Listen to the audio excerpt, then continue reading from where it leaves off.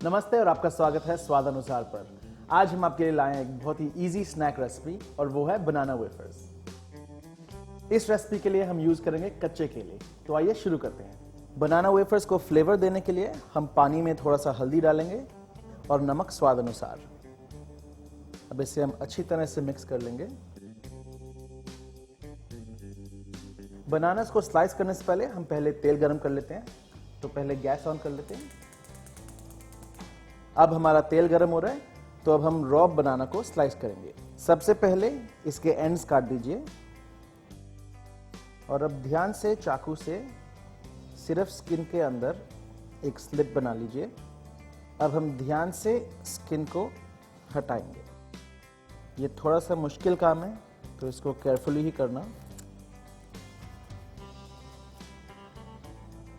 तो ये रहा आपका रॉ बनाना।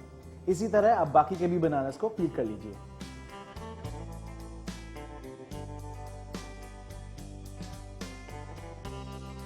रॉ बनाना को स्लाइस करने के दो तरीके हैं। एक तो आप चाकू से ही इसको काट सकते हैं, लेकिन वो थोड़ा मुश्किल है।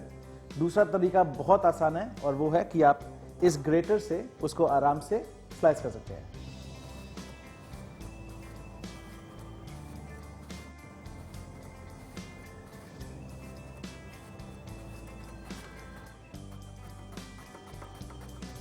और ये देखिए, झटपट से आपके सारे बनाना वेफर्स तलने के लिए तैयार।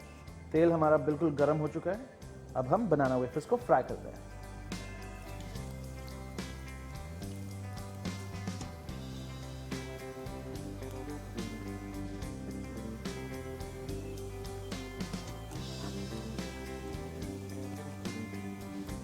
एक मिनट के बाद आप अपना हल्दी और सॉल्ट का मिक्सचर ले लीजिए और चम्मच से धीरे से बनाना चिप्स के ऊपर डाल दीजिए। ध्यान रहे, थोड़े से छींटे पड़ेंगे। अब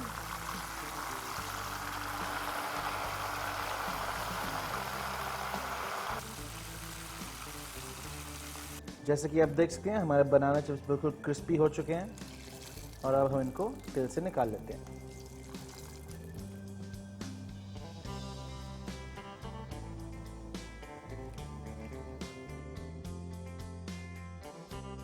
इसी तरह बाकी के बनाना वेफर्स भी फ्राई कर लें।